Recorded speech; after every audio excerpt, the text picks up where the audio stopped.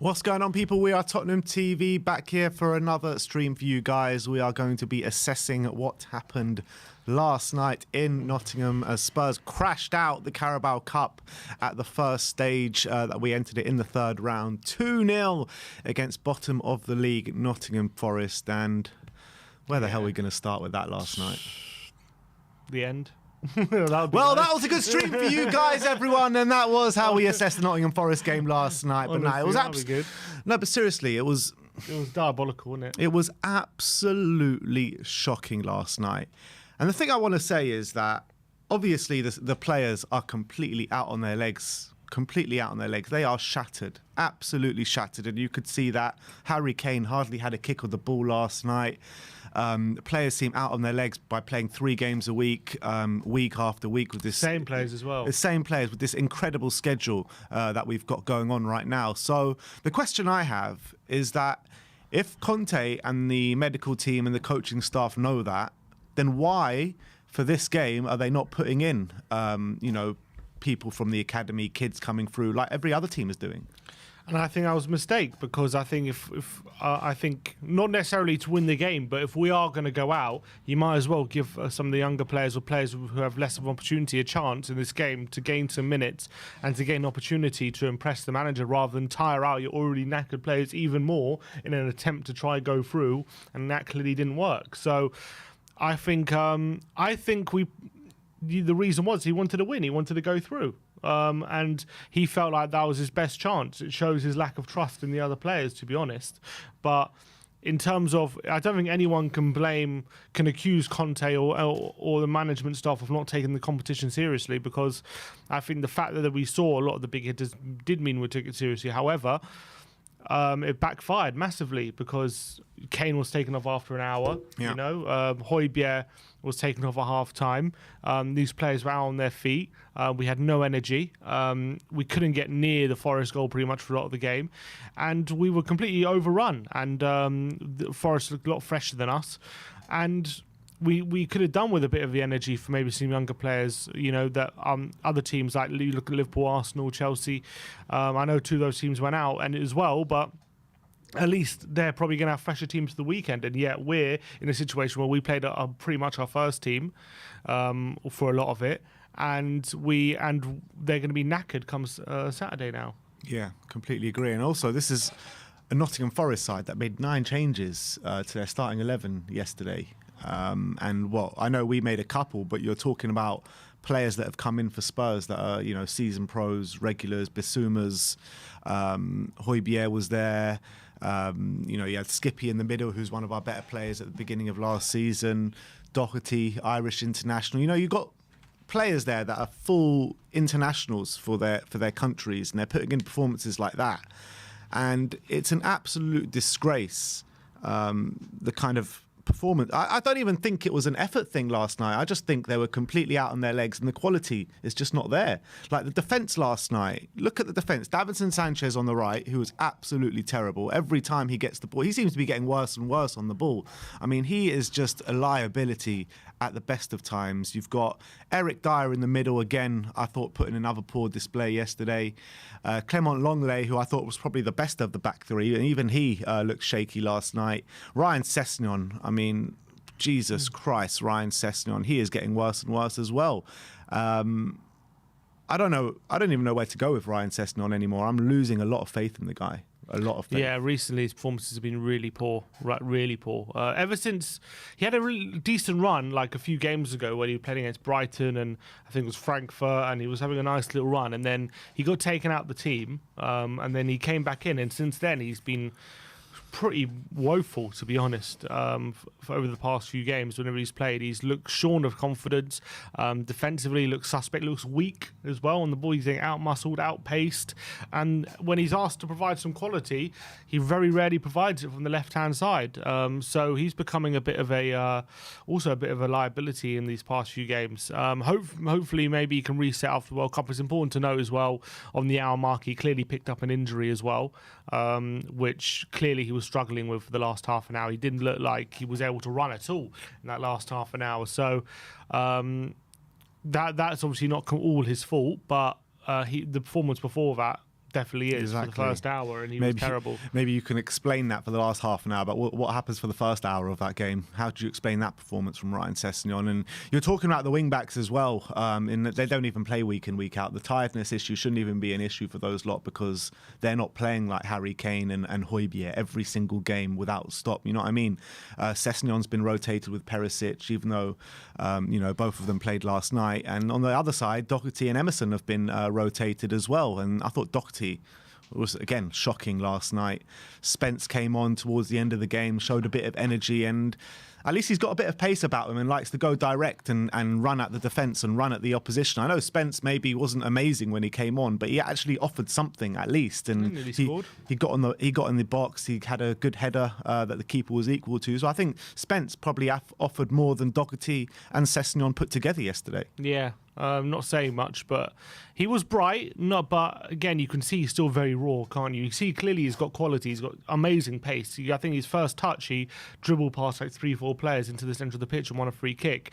Obviously, he wasn't able to do that consistently, but he's definitely still very rough around the edges, and he needs a bit of refining. But clearly, he's got quality, and that's why we want to see him get more minutes so he can refine that, and he can start to prove himself. But at the moment, Conte feels like he's not ready to start games, and I understand that, but at the moment we have Emerson Royale, who's really stinking the place out pretty much week in, week out, and then Matt Doherty, who I think he's okay when we play a 3-4-3 because he has that support close to him, but once we go to a 3-5-2 and he's asked to dominate that wing, the wide areas even more, he struggles a lot more, I feel, in that 3-5-2 formation. He has less support, and also defensively it's more on him to cover those areas.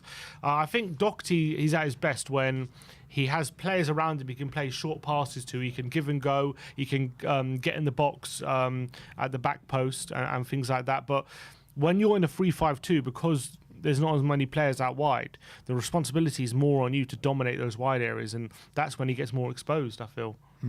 Yeah. And again, it happened yesterday. Yeah, it did. And it's a hard watch, to be honest. It's a really hard watch. I mean, can you name me one player, maybe apart from Fraser Forster, that actually played well yesterday? Because I was actually really impressed with Fraser Forster yesterday. He played well. Made some really good saves. He was keeping the score down, wasn't he? Honestly, even first half, he made a couple of good saves. Second half, couldn't do much with the goals, but he made some really... like at 2-0 as well, Brendan Johnson goes through one-on-one and Forster comes out and saves. He made some really big saves at times yesterday, Fraser Forster. So from his point of view, it was a fine debut. I thought of him coming for crosses and punching and things like that, he looked strong and he looked good. So it was a good performance from Forster, but he shouldn't have been tested as much as he was. It was ridiculous. They had, if I look at the stats, they had 8 shots on target yesterday, which is ridiculous. How are going away to Nottingham Forest and having 8 shots on target? It's a disgrace. It's nothing short of a disgrace. They changed so many players, and as well 9 changes. So they had 14 goal attempts in total, 8 on target. And again, it's one of those games where Spurs dominate the possession, but can't seem to do anything with it, and then come under fire all those chances. And like I said before, Fraser Forster keeps us into the game. Keeps us in the game against Nottingham Forest. It was just a horrendous look. For any way you look at it, it was a horrendous day at the office. There's no doubt about it. It was just bad all round from start to finish. There aren't even many positives like you can cling on to in terms of like moments in the game where we were on top and looked like we were going to score.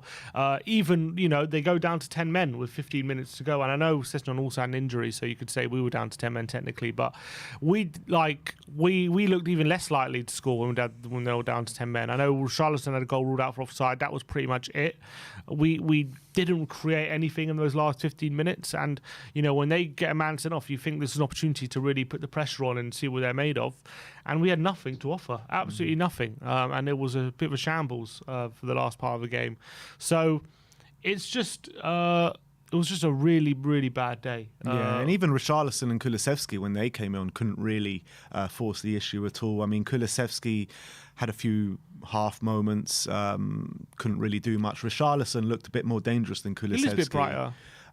But still, I mean, he had that goal ruled out for offside. He had a chance which nearly rolled over the line as well, where they cleared it off the line from the corner, which was actually given a foul on their goalkeeper, which I wasn't sure about. And then he also had a shot from just outside the box, which dragged a bit wide. But It wasn't enough. When you're looking at this competition, right, the next round, if we would have got through, would have been 4 days after the World Cup final. The round after that would have been in January again. And the round after that, which is the first leg of the semi-final, would have been 1st of February. I mean, is it a bit of a blessing in disguise we are going out so early because there are so many games, even in January again, when the World Cup finishes and we go back to playing football, the games are going to come thick and fast again. So can our squad handle being in this competition? Probably not. And so, obviously, it wouldn't, given our trophy situation, we're not in a position to take any trophy for granted. But at the end of the day, when you look at the big picture and the long-term effects of being in this competition, considering that it's going to be squeezed in with the FA Cup as well, second half of the season, all these kind of things. In January, they're playing the 4th round, 5th round, and 1st of February, the first leg of the semi-final. Plus, in January, you've also got FA Cup. Yeah, and then all in January. Then the Champions League comes back in February as well. So it's going to be madness as well come the second half of the season. So in that sense, it's not the end of the world that we're out of the League Cup. It really isn't. It's the least of our priorities. That's for sure. And it's not there are definitely bigger things we can fight for. And we're still doing all right in the other competitions right now. So we're not in a bad position. We have a lot to fight for in those other competitions. But it's just disappointing that we're, again, lessening our opportunities to get to break that trophy down by going out. But is it any surprise? I think a lot of the European teams went out yesterday. I think City beat Chelsea, and Liverpool went through on penalties. Yeah, and City, I mean, when you're talking about City-Chelsea, one of the European teams had to go through because they played each other, obviously. Exactly, but every European team that played a non-European team, I think, went out last night. Yeah, and that's probably telling, to be honest, about how these teams who are in Europe are struggling with the schedule. We're the only ones that played like the strongest team possible. Yeah. The only ones. We literally played the strongest team possible last night. And he was talking about managing the players. Harry Kane was feeling, fatigued and stuff. And then he made a decision morning of the game. Make the decision to rest him. When you've got a big game coming up against Leeds on the weekend, make the decision to rest him. Apparently, the day before, Conte said in his press conference the day before the game, he ended training early, Kane, because he was so fatigued and tired. So, why start him the next game? At least start Richarlison and play him, even if it's going to be a half, and then if we need Kane, bring him on half time. But or do something else. But to start Kane for an hour, tire him out when he has no effect on the team, where he has risk of injury, and it didn't work anyway. It didn't make sense to me. He was just on the pitch yesterday because his name is Harry Kane. He offered literally nothing because he was so tired. Mm-hmm. He hardly had a kick of the ball pretty much the whole time he was on the pitch. And you're talking about Højbjerg and Bentancur as well.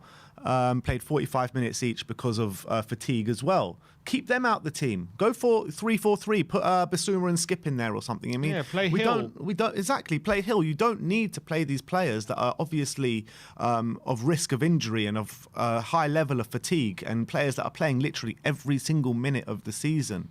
If Nottingham Forest can play and make 9 changes, we can make similar amount of changes. Yeah. But you just know if we would have rested lots of players and still gone out, people said, "Oh, why didn't he's chucking away the competition? Why didn't he play this one? If he comes out and explains it and says they're of risk of injury and they're fatigued, you'd understand it. Some fans would. We would. A lot of fans maybe wouldn't.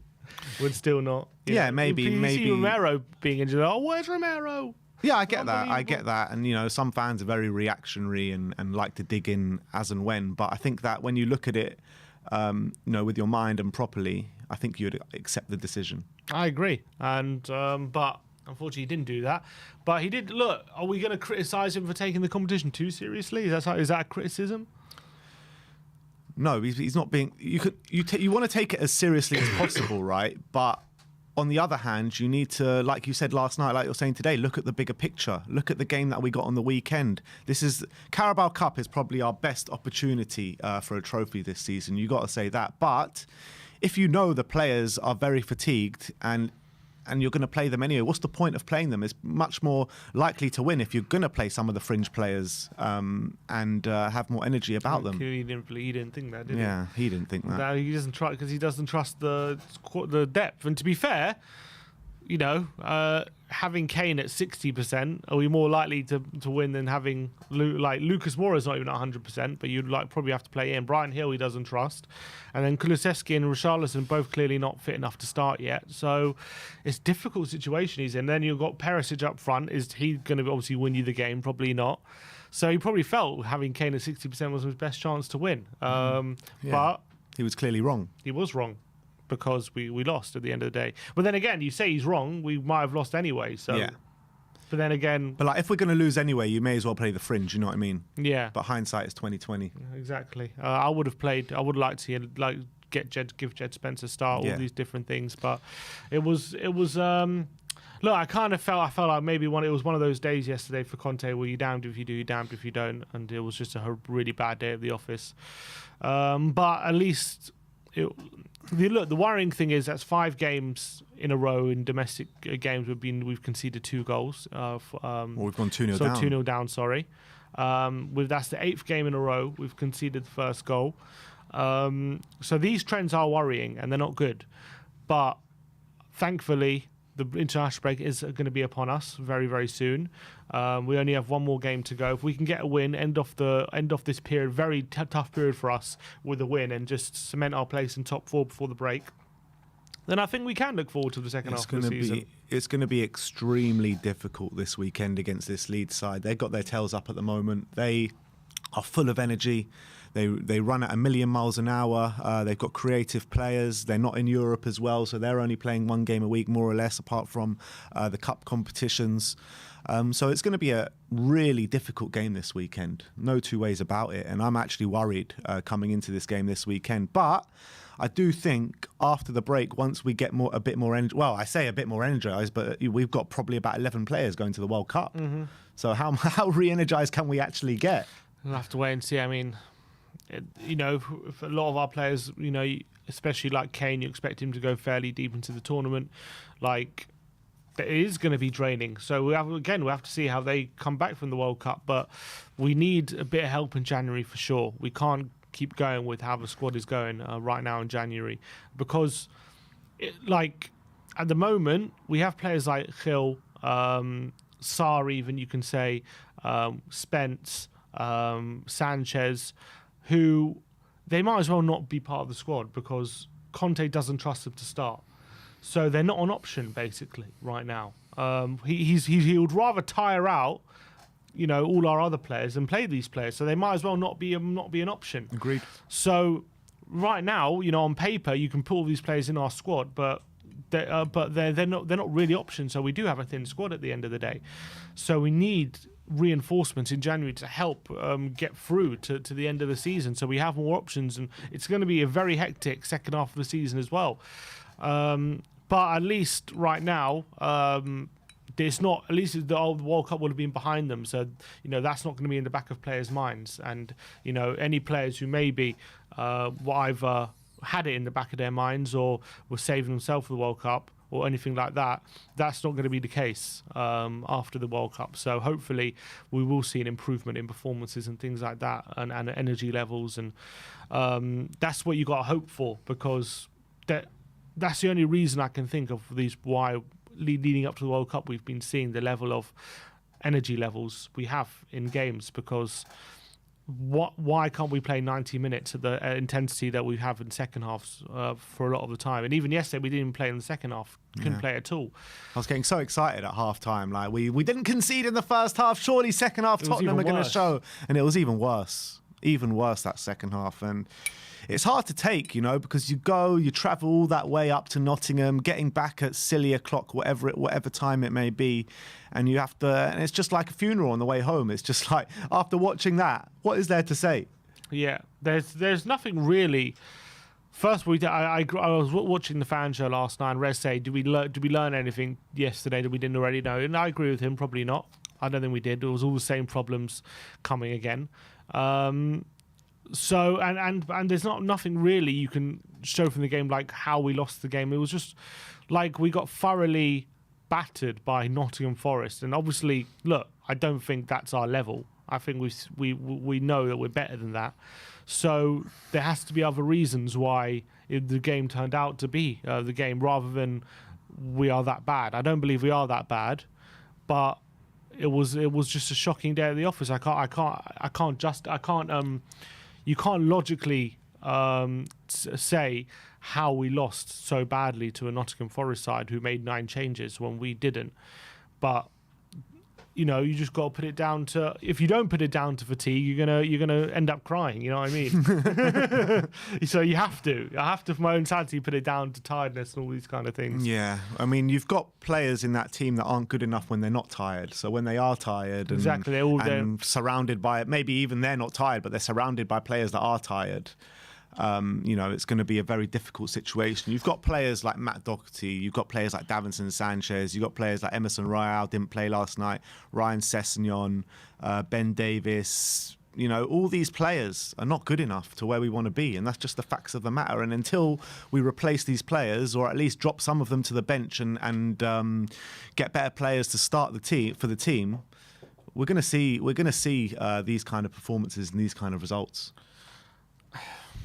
I mean, they've been good enough a lot of the season to be getting results against that level of opposition, to be honest. But obviously, when we play a high level of opposition, they definitely struggled, and that's when they've been found out. They've been fairly consistent against the other teams. Yeah. But yesterday, definitely a mixture of fatigue and also lack of quality was definitely the difference. But we all know there are the positions that need upgrading. We all know, there's no secret. Conte knows it as well, and it's about the recruitment and the board to make sure that they get that for him, because I think it's painfully obvious. If we get those upgrades, we're going to be a much more serious team, much better team. But right now, these areas are just letting us down. It's clear for everyone to see. Yeah, absolutely spot on. But it's a hard one to take last night because we all knew it coming into the season. Conte knew it, we knew it. The only person that didn't know it was the people making the transfers. You know what I mean? And everyone was calling on Spurs to beef up the defence, get better players in the defence, get better wing backs in, but they didn't do that, and now we're struggling for it. But super chat here from Sam Kang saying, I still can't believe why we let Aurier go. And we were saying this last night, weren't we? It was like Aurier walks into our team right now. He had another good game, he didn't he? He walks into our team last night, and we hounded Aurier out of the club. We hounded Trippier out of the club, and both of them absolutely walk into this team. Yeah, we've said it before. So he had another good game last night, Serge Aurier. He was pretty solid at right back, much better, looked better than our right back. So what can I say? Obviously, I'm not clamouring for him to come back, but it just goes to show how bad our recruitment has been when Aurier, who we cancelled his contract, would start for us. That's just a really we cancelled his contract. We cancelled his contract. That's a mad indictment of how our recruitment has been in some positions over the past few years.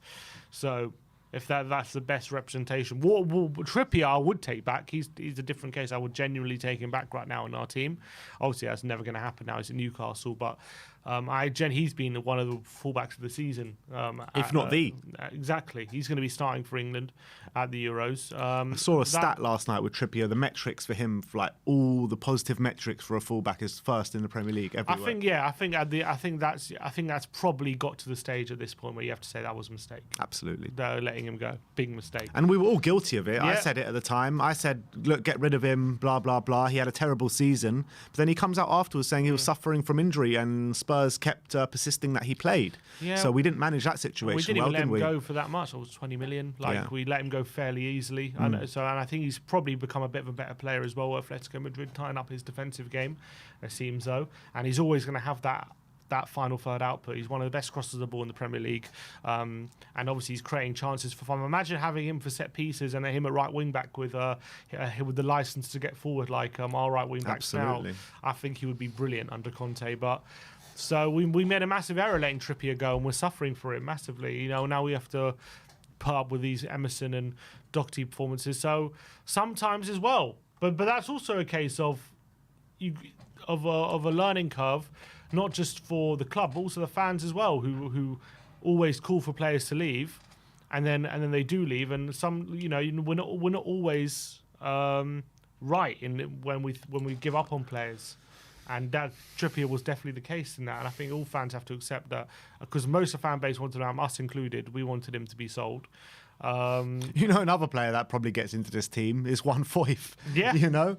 Probably. He's another player, right back, centre back. I'd much rather have him than Sanchez. Yeah, 100%. Sanchez. He's another one that we let go way too early. And then we're keeping players like Davinson Sanchez, like Eric Dyer, like Matt Dock, like all these players that we're keeping them over these players that we've got rid of that walk into this team. That just shows you how screwed up this recruitment system is that we have. Yeah. So it's been absolute shambles.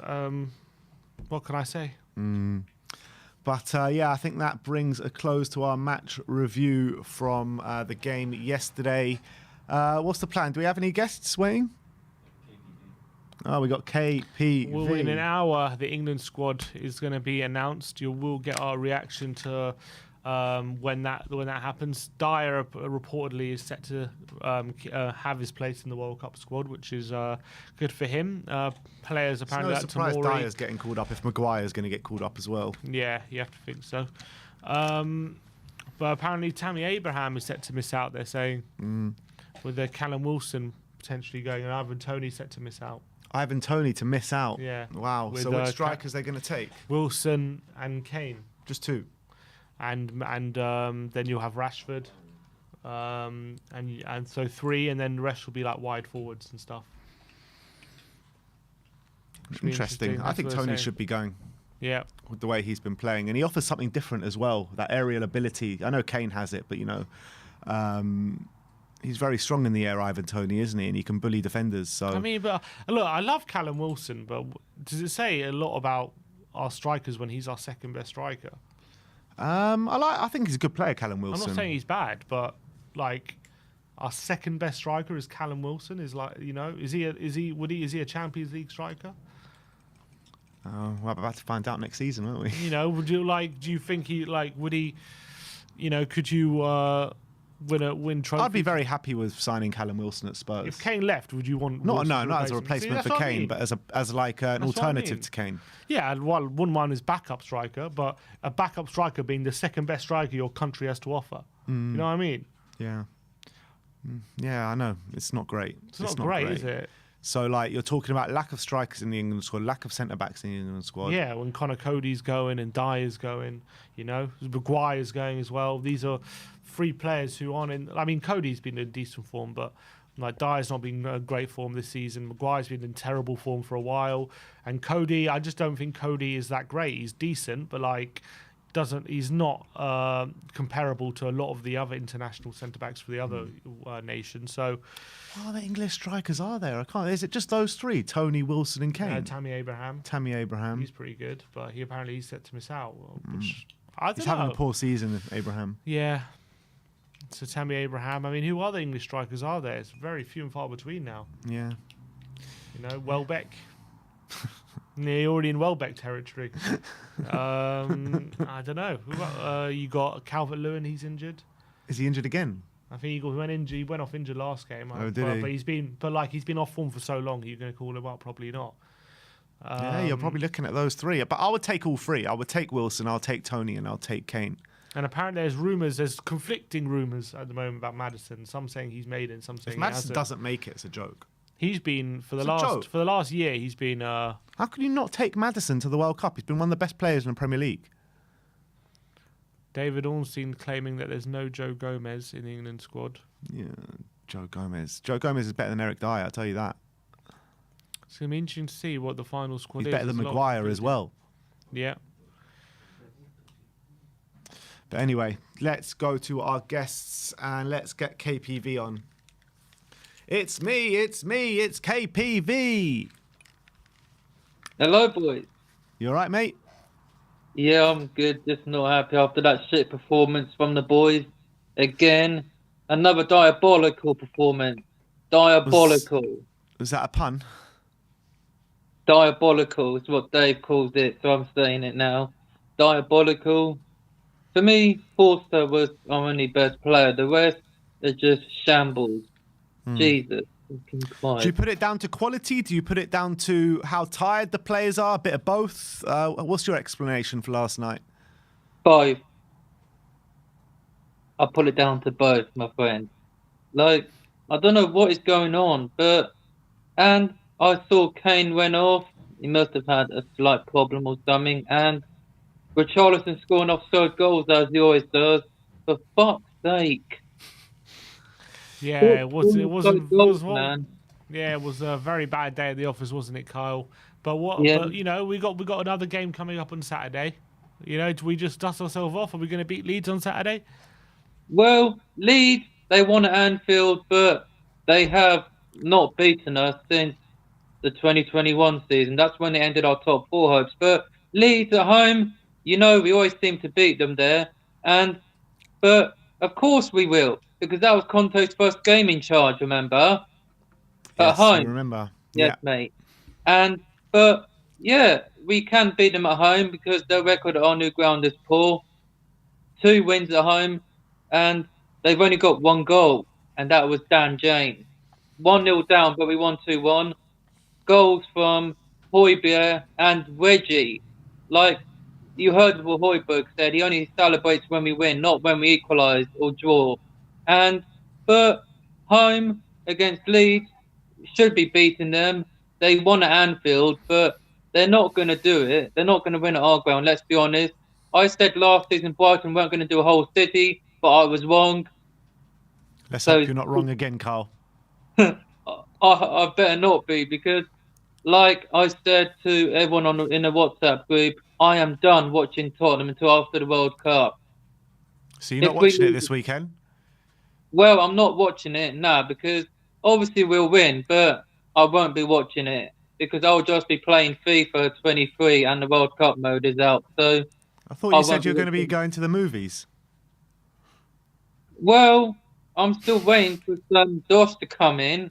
I haven't got Dosh yet, but Okay. looks like the Rock's new movie's probably finished in cinemas already. So, but I'll be watching a better film that is straight out of Compton with Dr. Dre himself. So I'm not watching the Spurs game, let's be honest. But hopefully the lads can put in a shift. Kulu to come off the bench again. Thought he'd done brilliant yesterday, but the rest is not great. Sort this club out. And I said to Danny, we won't win a trophy while that Ford parasite Levy's here. And he even agreed. But would you guys take back the man who scored against us in Marcus Edwards? Because I hear that we are interested in bringing him back. Look, I'll take Marcus Edwards back as like a squad player, but he's not the answer to be starting for us week in, week out, I'll tell you that. But as a Tell squad me, player dude. in competition with Kulusevski, I think I'll take that. Yeah, he'd offer more than Lucas Moura. I was going to say the same. Like, yeah, he would. Yeah, but he's not going to start ahead of Kulu, though. Let's be honest, he ain't going to start. But he's not a starter. But if someone does get injured, then I'd probably start him. But less than that, like I'd take him back. But we should not have let Trippier go. We made a bad mistake. Yeah, he had a bad final season. It was the 18-19 season, but bad season. But we let him go, and but yeah, should never have let him go. I guess we have to pull up with Emerson Chicken Royale and the Irish Cafu. Shit, 2 defenders. Get rid, sort the back line out, and then let's see where we go. But I'm just glad there's one game left before the big tournament, and who knows? But I'm not watching it this weekend. But Which like, which which Spurs players do you think is going to be named in the England squad, in Southgate's squad today? obviously it's the captain Harry Clase, Yeah. but Anyone Kane else? obviously. Dyer, he was in the last World Cup squad in Russia, but since he got his recall in September, he's just been shocking. But Yeah. who else is there in Tottenham, the English players? Dyer, Kane. Who else am I missing? Wow, there's not that many more, is there? Who else? Dyer, Kane. That's it, Is really. that the only Porter, possibilities, really? Sessegnon. Sessegnon's not going. Sessegnon. I don't know about that, man. Sessegnon, he was in the under-21s for the but Yeah, it's not much. You're not looking at much else. Last World Cup, what we had 5 players going. Yeah, yeah, we had Dele, we had actually, Trippier, we had Dyer, lad, we had Kane. just before I go, the last World Cup there was more Tottenham players than any other team going to the World Cup. There Yeah. was more Tottenham players. We had about, what, 12 or something? Yeah, I think that More. team is going to be Man City this year. I think they've got about 16 players going or something. Oh, man. Foden deserves to be in it, definitely. Like, Mount, I'm not sure. Not been doing great. Madison, and I hear there's rumors he might not go, but why is he not going to go? Just take him. God's sake, Southgate. Pick him. Tony, I hear, is not going. He scores from the penalty spot every time, and he deserves to be in that team. And I'm surprised Southgate didn't pick him. He didn't even start him in September, during international break. What a load of shit. But, like, just some players I want in England's team is Tony, Madison, and I hear that Ward Prowse is going to be left out. Yeah, and probably damn right. He's had an awful season so far, hasn't he? Yeah, he's had an awful season. But Madison, man, just take Madison and Tony. Wilson, yeah, definitely, but he's not been to a tournament. So, but we'll find out in an hour who's going to be in the squad. Like, hopefully it's good news, but Tony deserves to go because he's brilliant. But yeah, let's All right. hope it's good news. But the good thing is, London clubs, Arsenal and Chelsea are out. Like, Charlton, the only London club that survived. So the draw is today. So I think City will win it again. They always win it. Newcastle could surprise. Newcastle could surprise a few. But We shall see, Carl, but we're going to have to move on. But thank you so much for coming on today, mate. And we'll speak to you next time. We'll often flag Park where there's been a red card, but for who, Chris Kamara? I don't know. Been a red card, has it? And I can see Brian Daigle's laughing. Yeah, you're laughing, brother. I'm off anyway. You let the dogs out. Daigle did. Later, boys. KPV. Speak to you later. Little Chris Kamara reference there at the end. Love it. KPV always with the random references. Big up. Let's bring on our next guest, and he definitely had to find something inside so strong in this studio last night. Well, I say he had to find something so strong. We bloody had to find something inside so strong to get back from Nottingham last night. But let's bring him on. It's Barry, obviously. How you doing, Barry? How you doing, boy? Something inside so strong. I'm struggling to find anything inside to describe yesterday's performance. It's look, it was probably the worst performance all season. You know, I think if we go back to the Liverpool game, that was probably our best two halves we put together. So, like I said last night, we had our worst two halves yesterday, and I just these players aren't good enough. And you know, Dyer going to the World Cup later will just sum it all up for me, if I'm honest. Ever since that call up, he's been awful. Yeah, well, maybe if he does get the call up to the World Cup, maybe it will reverse it and he'll start to play well again. Not holding many hopes out, I see. Yeah, I think all these players have checked out. I think they're focused on the World Cup now. They're not interested in anything that needs to happen. And look, they're exhausted, and the reason they're exhausted is because we don't have the replacements. We don't have the depth. You know, Kane. Everyone going, why have they taken Kane off? Well, Kane's just absolutely shot. And look, we're sending him to a World Cup. He won't do anything at the World Cup, and then everyone will get on his back. Oh, why has Kane not done anything at the World Cup and everything else? I mean, we played something ridiculous with the amount of fixtures that we've had. This time 2 years ago, we were top of the league and we played 8 games. We must have played like nearly 30 games so far. Up to this point. I think the season did start a bit later because of COVID that year as well, so it was a bit different of a situation. But no, I completely get your point. But do you think that we should have rested these players that have played every game, the Kanes, the Højbjergs, you know, these kind of players last night? It goes to show what the priority is or what the plan is. One, there is no plan, there is no priority, but I think the priority is top 4, and unfortunately, top 4 doesn't get you a trophy. And look, we should have gone out there and played our best team, but unfortunately, it's the defence again that is letting us down. okay, we know we've got injury to Son, Kulusevski, Richarlison are coming back, but that midfield and the attacking line shouldn't have.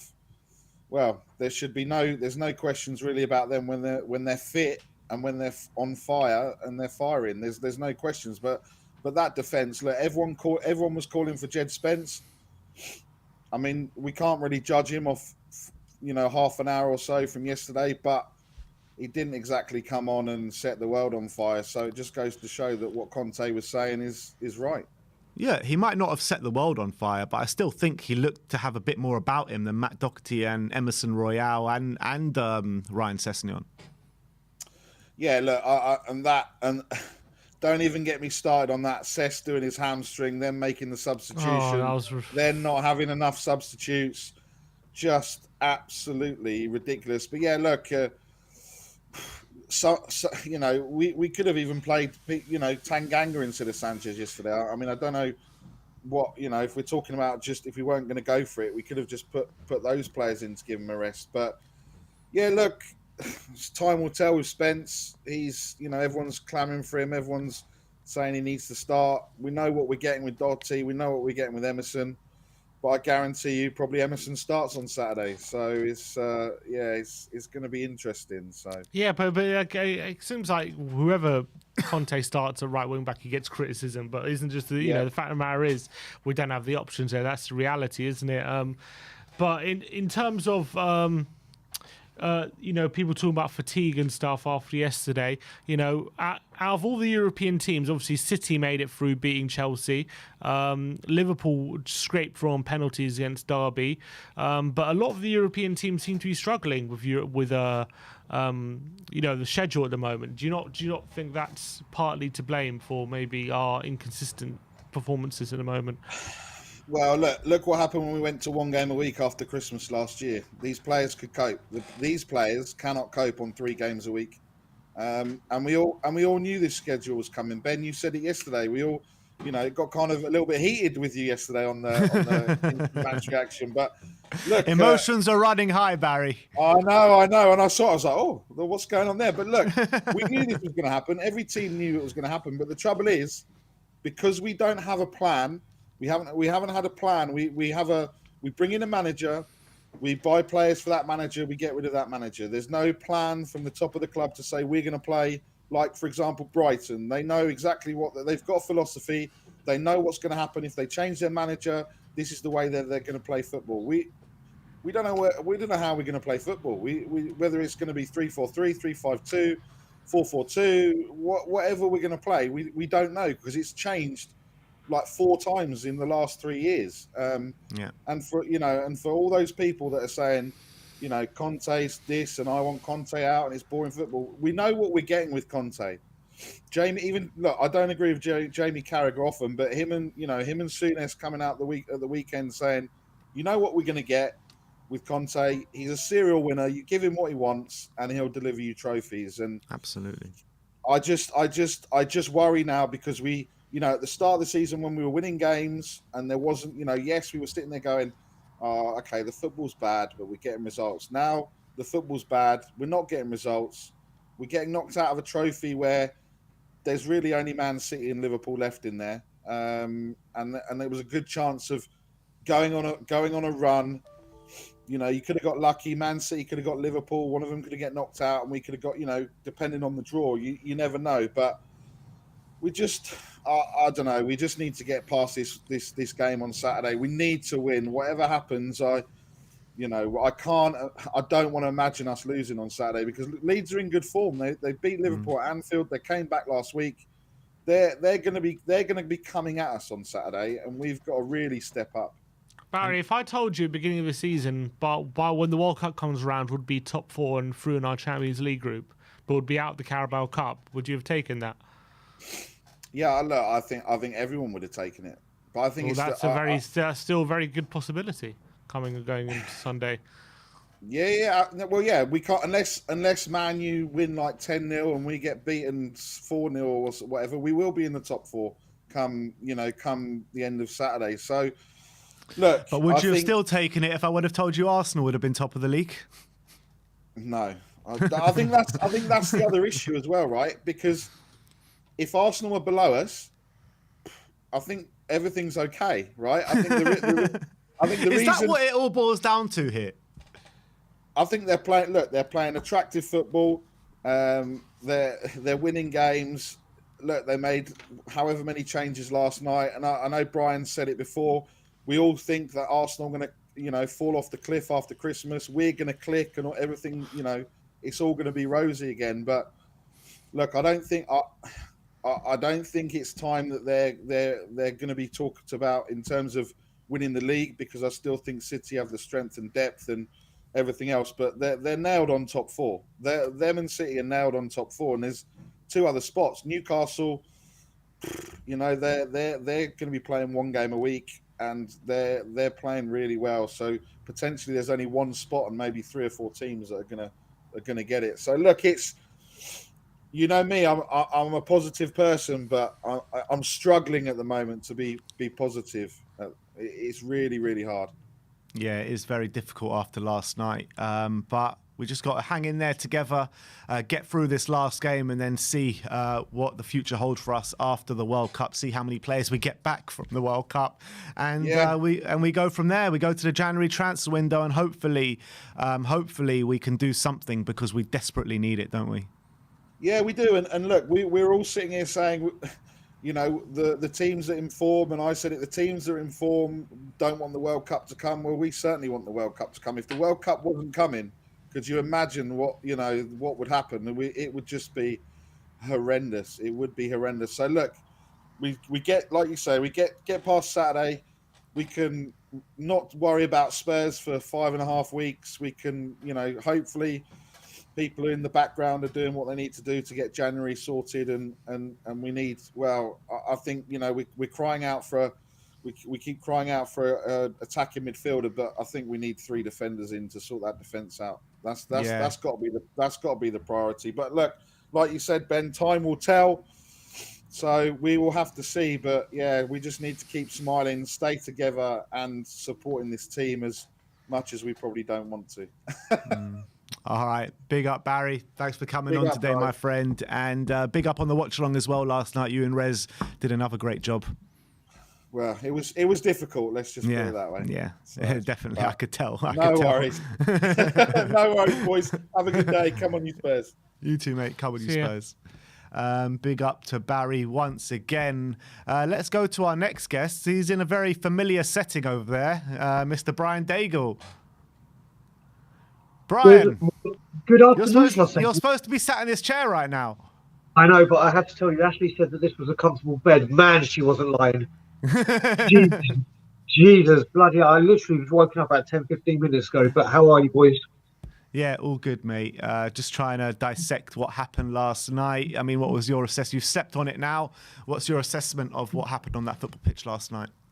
So Lee Richards just asked me in the chat, was it the worst game I've ever seen under ENIC? I don't know if I can say that, but I can definitely say it's the worst game I've ever seen live. Ever. It was absolutely shambolic. Welcome back to England, Brian. Oh, mate, it's been wonderful, hasn't it? It's been wonderful. Absolutely wonderful. I got to spend it with you, Simeon and Danny, though, so that was great. Yeah, it just is not good. Whatever way you look at it, is it? We got outplayed in every single department. And when we were coming home and I saw someone put in the chat on the fan show that Brentford made 9 changes from their draw with Brentford and played us off the park, it's unacceptable. Totally and utterly unacceptable. What did you put it down to? Did you put it down to lack of quality, or are the players just been run into the ground and played too many games? All our big players last night, the Højbjergs, the Kanes, have played every minute of the season pretty much. So, I mean, should they have been rested last night? Yeah, I mean, this, in all honesty, Ben, for me, this should have been all season. I thought we would have seen more rotation. I really did. There is a clear lack of depth and quality in this squad. Clear lack of it. And everyone that was saying that this window was fantastic and it's brilliant and yes, this is the right thing, you're wrong. You're categorically wrong, because this is not good. This is not good. And once again, as I've said it, the fans go to away games and Europe and home and spend money. I mean, I was in Toronto. I was at the Scotland Yard on Sunday, and there was a guy from Dorset Spurs that travels 3.5 hours every home day to go to the game there and back, spend 7 hours to go there. You and others go to away, both in the league and Europe and cups. You spend your time, money, effort, and when you're all there, you give time, dedication, commitment, passion, desire. There's none of it there. There was none of it there yesterday. It's a disgraceful performance. It's just another cup that we're all crying for trophies, and there's the biggest one that we probably could have got gone. Like realistically, gone up in a puff of smoke. So was it down to effort, you think, and desire? Well, it's a very tough schedule. A lot of the European teams are struggling with the schedule at the moment. We're not the only ones. So, is that partly to blame for what you saw? So we're discussing this in the car home, weren't we? Every single team has had this issue. Yeah, and they're also struggling. No, you're right with some teams, but Simeon, we shouldn't be. Yes, it's been unfortunate with injuries, but you look at the players that are there, and you think that will be strong enough. We've strengthened on the team. I remember when I was saying to Ben and yourselves on when the window was wrapping up, and you're like, when I said that this window hasn't been good, you're like, but we strengthened here, we strengthened there, we strengthened here, we strengthened there, which we had done. And look, we strengthened on last season. And last season, near the end of the season, we were flying. And we've strengthened and we've got weaker. Only at Tottenham. Only at Tottenham.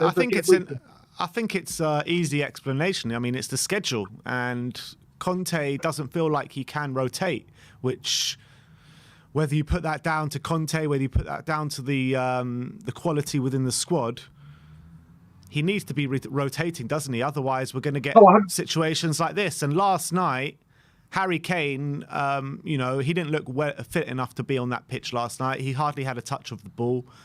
Yeah. And you're having players that are playing week in, week out. So surely, I know how much we need a trophy, but surely we give ourselves a better chance to win if we play players like a Brian Hill or players like that are on the fringes. Jed Spence. Ben, you're bang on the money. Listen, Conte isn't accountable for some of this. Don't get it wrong. He's got the squad. He could have used it better to rotate. He could have tried it like the other big teams that did it. Look at Liverpool. Did they care about whether they went in or out? They put on such a mixed match team to just say, listen, players, have a rest, do this. We don't do it. Conte has got to take some of that, but the reason he's doing it is because he didn't get the window he wanted. He didn't get the players he trusted, and now we're reaping what we sow. But like I said, listen, Conte is not unexcusable from this. And just because he's on the big bucks and he's our manager doesn't mean we can't question him, because everyone at that club needs to be questioned for whatever they do, not just on fixtures, the way they conduct themselves, the way they handle themselves, the way they communicate with the fans, their social, just the whole thing with the club is wrong. And Conte takes the blame for the questionable tactics, but you know where I put this blame solely, and I will never change. It's this man again. You got any confidence about you going into the game this weekend? Because we can't have tired legs going against Leeds. I said to you, I asked you both in the car, and I said, you know what, with Leeds and being the last game at home before the World Cup, and come on, Lily's here, come on, Lily. So being the last game before we break up, and Leeds being the way they play, and also after going down 2-0 5 games in a row, can you just let the shackles off for one game? If there's one game to do it, it's against a Leeds team that will just attack. And I'm sorry, if we play to our strengths, which is our attack, let's face it, let's keep the ball as far away from our defence as possible. Just go for it. Give the fans something to be positive on when we finish for the season, because it can't be another performance like this. It can't be another 2-0 down and then we'll try and rally the troops. We can't do it. What did you make out of Conte's comments last night in the press conference, where he says he has to give thanks to his players for making themselves available, for playing so many games and playing last night? Well, for me, that's him trying to boost confidence for the team, and it's another shot at Levy. Saying that, here you go, my players have got to do this the whole bloody time. At least they're turning up to work and trying.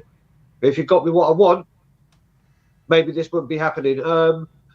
What can he say? What can he say, Ben? He's got to try and keep positive and try and keep those players going. And God knows what's going to happen. God knows what's going to happen during December and January with the club. we'll have to wait and see. And November, sorry. We'll have to wait and see what happens. But I think these are now being called out to the board. And the lack of his contract and all the rumours we're hearing, Kane still yet to sign. Is Kane going to commit without a contract? People that were saying to me, "Oh, Brian, you know what you're talking about. Brian, you're so negative. Oh, your hatred of lit." Well, everything I'm saying is coming to fruition. Everything. Once again, when it comes to how this parasite operates, and people need to wake up and see it. And people that are saying Conte out, Conte in his time at Chelsea and Inter, I won't even go into Juve, has won more than fucking Parasite and Edic have done for us in 22 years. 22 years. And it's another trophy that's gone. Yet people want to slate Conte and everything that he does. Yes, the football's negative. But we've been playing positive football with all these other managers, and what have we won? Yeah. What have we won? We almost won a trophy. Now, let's all celebrate that. Let's do it.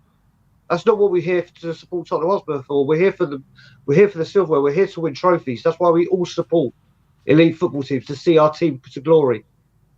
And at the moment, our glory is we almost did it. Brian, if I offered you top 4 and through in the Champions League at the start of the season, by the time the World Cup comes around, would you have taken that? Well, you know what? Like Nick Ben said to Nick, if Arsenal had been top, and if you told me that we'd lost off or went 2-0 down in our last 5 games, I don't know. I honestly don't know. And got out of a cup. I don't know. Forget that. I'm saying we're out of the cup, but we're in top 4 and we're through in the Champions League. Is that a good position to? Would you have taken that as a good position to be in come the World Cup? If you said this to me before the game against Southampton, yes, I would have. Southampton, yeah, exactly, yeah. That was the beginning of the season. Yeah. If you said that to me then, but literally, if then I could see into the future and say, this is the way we're playing, this is how the results have gone. Yeah, and that's form. You're right. We're in bad form, but I'm saying big picture where we are at the moment. The form won't necessarily translate to after the World Cup because we don't know what's going to happen after the World Cup. So you can't really say because we're in bad form now that's guaranteed to carry on in 6 weeks' time when the World Cup's over. But right now we've put ourselves in a position to be where we're to be in top 4 and in the Champions League when after the World Cup is finished in come December, January. One thing I will say this, Simeon, is like Pochettino when it gets to the Champions League papered over the cracks. That what you've just said, the bigger picture, everything being fourth and say it's papered over the cracks again, isn't it? I know you're right, and like we said, we'll take it. But for me, it's papered over the cracks again. And there's no, that is the thing. There is no accountability at this club. So when we say things like, would you take fourth and everything that we've had this season, it's papered over the cracks. It really is. It really is. And then you look at it come January and you look at it and Newcastle will go spending heavy. Arsenal will spend heavy. And we'll have to wait and see what we do, won't we? Yeah, absolutely. Brian, all good to speak to you once again. We'll see you very soon. You will indeed, buddy. Yeah. And I will say, whoever's in the background, because I don't think I put my name in, it's Tottenham on tour, not Spurs on tour, but thank you. But that was fantastic. But yeah, guys, I will see you soon. Thank you for your wonderful company last night. I'm going to see my nephews and my niece at 3:30, so I'm looking forward to that. And I'll leave in true fashion and say, and as always, Levy out. Big up, Brian. Thanks for coming on. Do we have more guests coming in? There's reports about the England World Cup squad. Apparently, there's pretty much 25 names already confirmed, pretty much, for the squad. There's one name people aren't sure about yet. Which could be a midfielder or defender. We're not sure who the other player. But at the moment, the players who are pretty much confirmed in the squad now, you've got Pickford, Nick Pope and Ramsdale in goal. You've got Trent, Connor Cody, Eric Dyer, Harry Maguire, Luke Shaw, John Stones, Trippier, Walker and Ben White in the defence. You got Bellingham, Mason Mount, Calvin Phillips, Declan Rice, James Maddison, and Jordan Henderson in the midfield. And up front at the forwards, you got Rashford, Foden, Grealish, Kane, Saka, Sterling, and Wilson as the forwards at the moment. There's room for another player there. That's apparently pretty much nailed on. Those players are going to the World Cup. Yeah, so I guess when it's officially announced in an hour, was it 2 or 2:30? It's being announced 2 o'clock. So in half an hour it will be announced. We'll give our full reaction to that when it is announced, and we'll find out who that player is that they are alluding to. But let's bring on our next guest, and he goes by the name of Danny Kiriakou. How you doing, Danny? I'm good, boys. How are you doing this morning? Yeah, I'm glad I can make you smile on a day like this after what we had to go through last night. But how did you enjoy your first away game last night, Danny? It was good to be with you, boys. Honestly, it was nice to see Brian again. But yeah, I think we can see that was probably one of the worst performances all season. I think it's just something you have to go through as a Spurs fan. I mean, my first away game was Grimsby away in also a League Cup second round where we went out just before we were about to go to extra time. Barry last few weeks ago at Old Trafford getting absolutely battered there, and then you last night on his birthday, on his birthday as well, and then you last night. So I think it's just something that Spurs fans just have to go through. I think. It is, isn't it? We never get the easy route, do we, Ben? We never get the easy, the nice first experience going to your first away game. It's always the difficult one. Spurs love to do it the most difficult way possible. Yeah, and give us the best experiences they can, isn't it? That's what they do. That's why we love them, right? Yeah. But what was your assessment? Now you've slept on it. What's your assessment of last night? Yeah, I mean, I think we can all agree it was definitely the worst performance we've had all season. I think that was just, it was like we were saying yesterday, right? We were looking forward to the second half. We couldn't wait for the second half to start. And then, it just got worse, didn't it? It just there was nothing there to the game.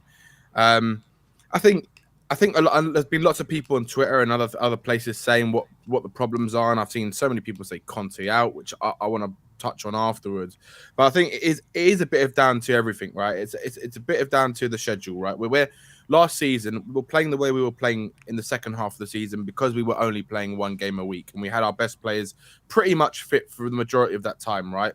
Only towards the end where Romero got injured for a period of games, and the people that came in kind of did a job, right? They did a job, and we were able to kind of get over that line of finishing in the top four, which I want to add was a very unrealistic goal at this same point last year. Because the same point last year, we were sitting 10th in the league, right?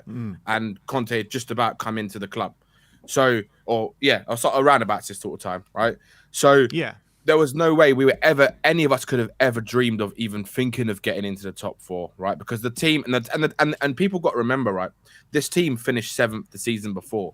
So we weren't really we weren't really playing great. We were doing really badly in the league in the last couple of years, and somehow Conte came in and regenerated this team, and somehow gave them this belief that some of these average players could get into the Champions League, and he achieved it. And for me, that's a huge overachievement because some of these players are nowhere near good enough, right? We know we've got some really talented footballers in this team, but as a majority of the squad, we don't. It's a fairly average squad, right, in terms of the quality of the players. So I think the scheduling is a big part of the reason why we weren't able to cope with it. And that's also, don't get me wrong, it's also down to Antonio Conte a little bit because it is about squad management, and maybe a lot of fans have been saying Conte out because they want to see him rotate a bit more. They want to see, look, I wanted Jed Spence to start yesterday. I think most Spurs fans wanted Jed Spence to start yesterday. But again, he didn't start. And I think the problem is that we as fans, we seem to think we know what's best for Tottenham and what's best for the players that are currently available. In my opinion, I think Conte picked what he thought is the best available team to pick, right, from. And those players should be doing a better job, don't get me wrong. But for me, it's down to, if we look at what's happened over the last sort of year under Conte, right? To me, it seems that we only seem to play our better football when all of our best players are available. Now, this season, what I've seen is as soon as Bentancur's come out of the team, we just seem to can't play football, right? He's been our best midfielder all season. When he came on, we looked a little bit better, right? We still weren't great, but we looked a bit better. What I saw yesterday was players that there was half the team there yesterday just couldn't control a ball and they couldn't make a 5-yard pass. Now, how can people sit there and blame Antonio Conte for a player not being able to control a ball? We were sitting there yesterday, Ben, and we were saying how many times Sessegnon, how many times even Perisic yesterday, they just couldn't control the ball. They couldn't get it under control, right? Sanchez, he won the ball back and was kicking it, and he was trying to pass it off the pitch. How can people blame Conte for that, right? Do you see what I'm saying? He's accountable for certain things, but he's not accountable for individual players making poor individual mistakes or not doing the basics in football, which is what they're paid to do and highly paid to do every single day, right? So my kind of point is towards like people saying Conte out, because for me, I think it's absolutely ridiculous that people even say that. For me, what Conte has done is an absolute miracle to get us to where we are right now. And I think, like Sim, as you said earlier, if you said to us, would we take top 4 before going into the World Cup, right? I think every single Spurs fan would have taken that. And I don't know where this sense of why fans think that Spurs should be in a better position right now. Why should we be in a better position when we don't have the team, I believe, that's capable to compete with the team sitting above us, right? At the moment, Newcastle, okay, they're an anomaly at the moment. And the reason why they're an anomaly, because everything's really good at the moment. Everyone's on the same page in that club at the moment. They're all going in the same direction. They don't really have major injuries. They're playing 1 game a week. So they're able to focus on the league easily and able to kind of just focus all their energy on giving their best performances week in, week out. Look at where we were last season. We were the 3rd best in the league from points until Antonio Conte came in. That's not a joke. That's a fact, right?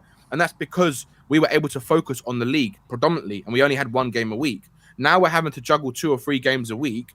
And what's happening is, what I see is Conte doesn't trust the players, which is what some of the players in that squad, like you were saying, Sim, right? And I think it's the reason why he's not rotating as much as we all would like to see, right? And that's because when he does seem to rotate them, they let him down, and they let all the fans down because they don't put in the performances they should be putting in, right? They keep making mistakes, and that's why he's still having to keep the same core players like Højbjerg, Bentancur, Harry Kane, and all these kind of players that are literally running to the ground, and because there isn't anyone better for them to be picked to play in a team to do what Conte wants them to do.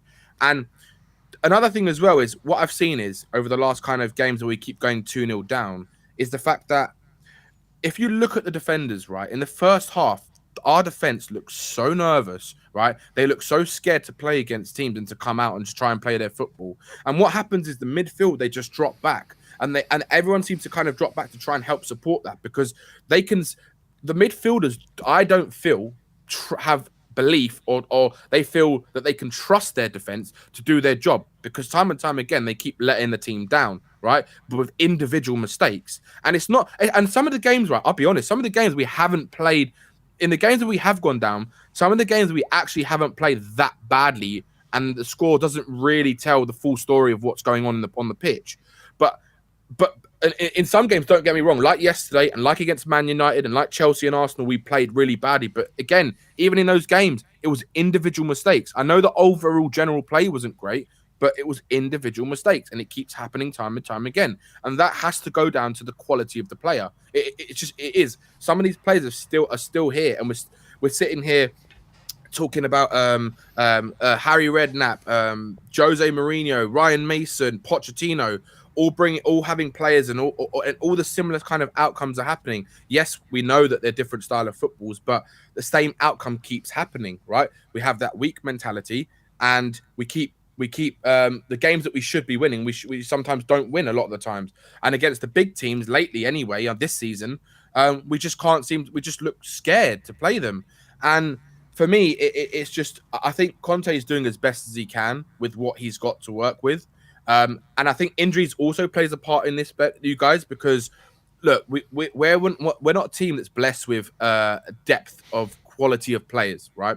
And when a couple of players come out our team, we seem to just completely change the way we are, and our confidence goes to shit, basically, right? And it's like it's evident. You can really see it when we have like key players out, and I think it's a massive part to why we haven't been performing as of late. To maybe to a level of it's more acceptable, is because of all these injuries, and I just don't think that 3-5-2 suits the players that we've currently got that he's picking from. So yes, that I would say is a Conte mistake, and I would say maybe he should try what he prefers at what he's kind of played with most at Spurs, which is the 3-4-3, and maybe given Brian Hill a go, or maybe given Spence a bit more of a go. Yes, I agree there, but look, he's won things everywhere he's gone, right? And he's done it with his own vision and philosophy and style and the way he wants to play and set up a team, right? So why should any of us sit here and judge that, right? Because he's trying to keep to his own philosophy and tactics, because he believes if he does it his way, he's going to get results. Maybe he's naive to think that he's going to get results with these players playing that way. I would say that's his mistake, right? But again, it does come down to the overall the quality of the squad. We do lack quality, and it's a big problem. Look how many injuries we had. Kulusevski, he's been out nearly 2 months. He's only just come back, literally, so he can't play. He can't start. Richarlison, how long has he been out for? A month or so? And he's just come back, literally just come back. So he can't play a full 90 minutes. Kane, like you said, was so drained yesterday that you saw he was nowhere on the ball yesterday. He just looked like he wasn't even on the pitch. It looked like he wasn't on the pitch. So how can we expect him to kind of do everything for us every single game? It's just impossible. And then obviously you have the usual calamities in Davinson Sanchez and Bambi on ice, just literally just not knowing. He's just clueless at defending. He just got no idea how to defend. And Dyer as well. He's just so slow on the ball. It's just ridiculous. Every time I saw Dyer yesterday, Ben, I kept saying he's slowing down the game. He's slowing. Everyone around me was like, Dyer is slowing down the game. Every time he got the ball, we were saying, move the ball forward, just move it, pass it to anyone. And he's standing there on the ball, like wasting time. It's like, you do know we're losing the game, right? Move it forward.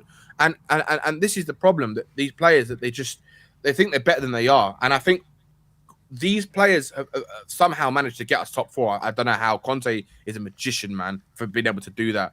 And I think it's a matter of time until we see what happens really with this team, whether Conte ends up walking or whether they finally decide to back a manager in their 22 years of owning this club.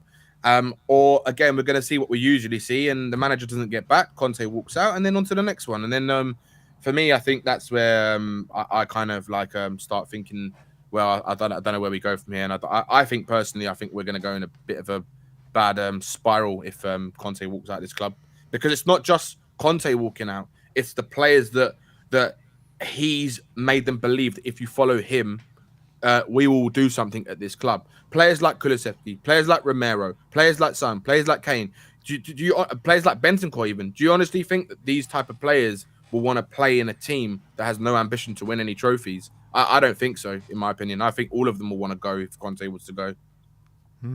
Yeah, I mean, a lot to take in there, but I think there's not much in there that I disagree with, to be honest. I think absolutely spot on. Any comments from you, Sim? Do you really think Conte is going to walk? Is that where you think this is headed?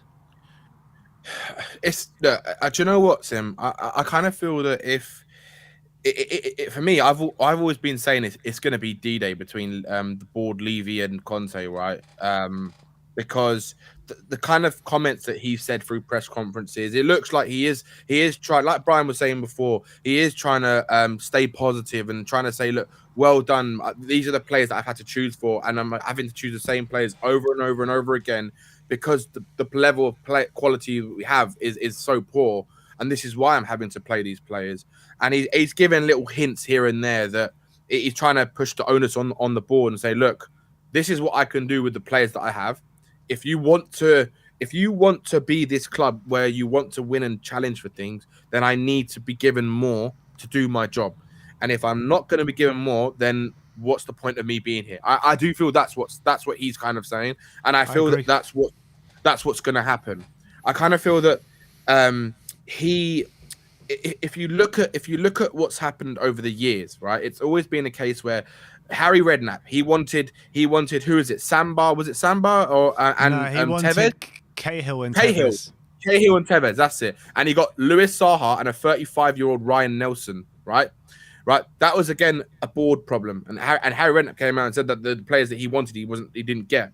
This has happened with Poch. This has happened with Jose. This has happened with most of the managers we've had over the years, right?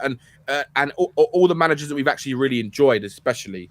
And why is it to say that the same thing is not going to happen again? I just keep seeing a repetitive pattern. And look, you know my thoughts on the board. You know I don't want them in the club. I believe that they have alternate motives to why they want to run this football club, and it's not for footballing reasons. Because if it was a footballing reason, we would have seen a different method of how they do things in the footballing sense. I do feel, for me, this should be the final kind of nail in the coffin for fans to really see where this club's ambitions really lie. Because for me, I've heard things like say like Conte is the best manager they've ever seen in terms of how he works and what he can do and all this kind of stuff. And he's really trying to change the culture within the club.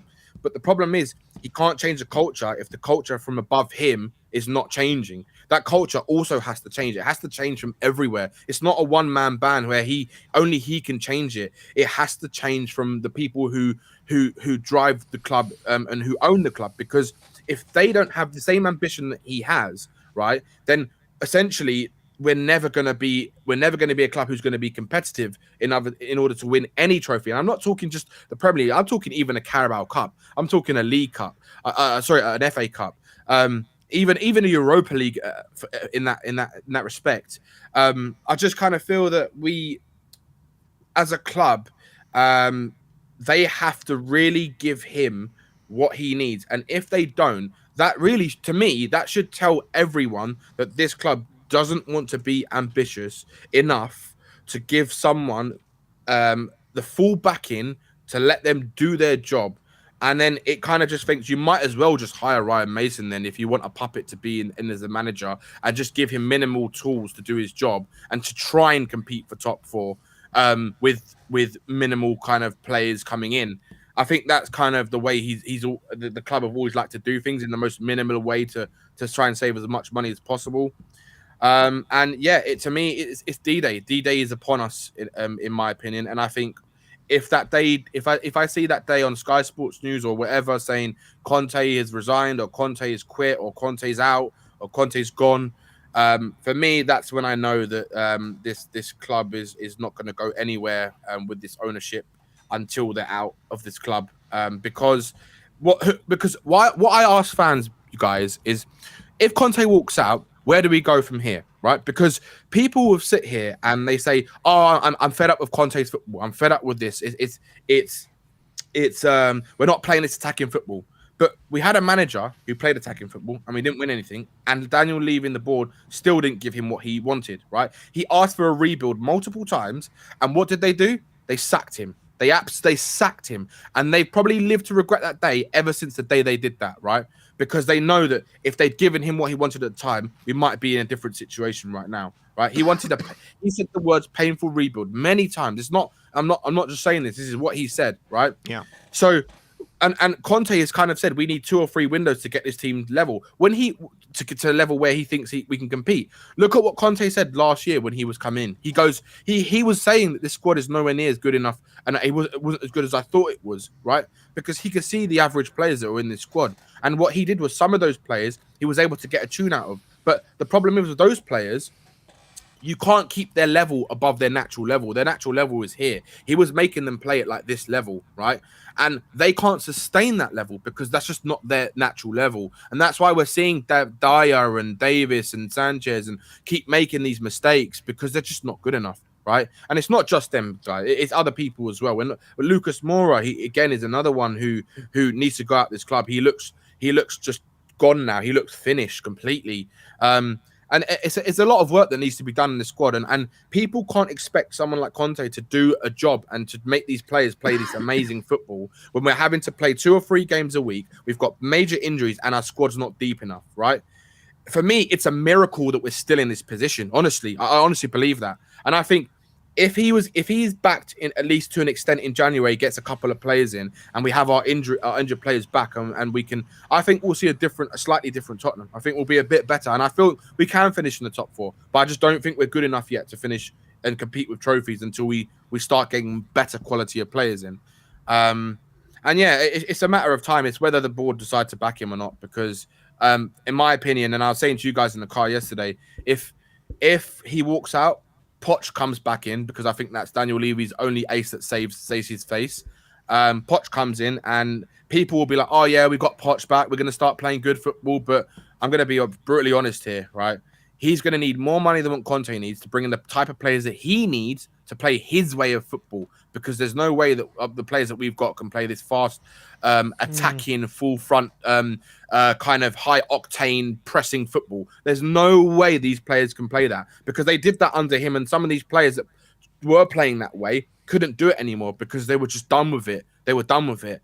And if they think that he's going to come back and do the same again, Poch was very lucky in the sense where everything fell into place for him. Like, he had the players that came, that were already there, and he had added a couple more players.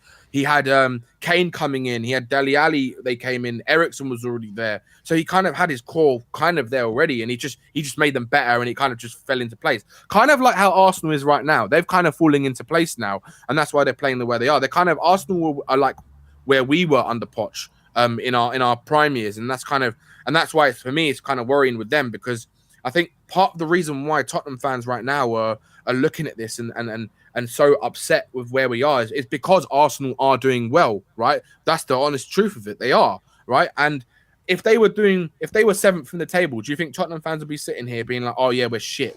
They might be complaining about the football, but they wouldn't be saying, "Oh, Conte out," and all this kind of stuff, because they'd be like, "Arteta's shit, he's a phony manager," and all this kind of stuff. But the reality is, he's had 3 years, nearly £400 million to be backed, to improve that squad, and now they're reaping the benefits of it, right?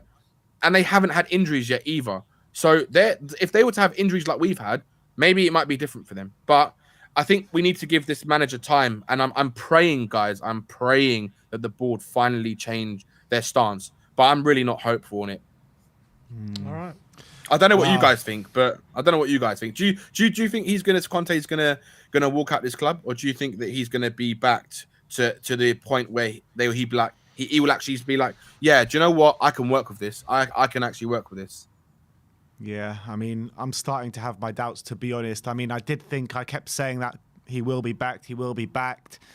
Last window, I thought he was going to be back to a much higher level than he was, and he wasn't. This January, we need investment, because obviously we're struggling, and until we sort out this defence and wing-back situation, this club ain't going nowhere.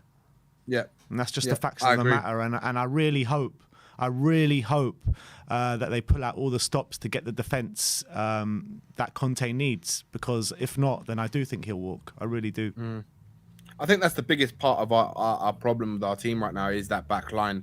I think it was so evident yesterday when you look at that defence of Doherty, Sanchez, Dyer, Longley, and Sessegnon. Every single one of them players does not get into a top 7 team in the Premier League. Not one of them. Not any single one of them. And that tells you the level of where our defense was. And people expect us to be a really good team and be competitive when our back 4 or back 5 under Poch in the prime Poch years was Kyle Walker, Toby Alderweireld, Jan Vertonghen, and Danny Rose. That defense is levels and levels above what we've currently got.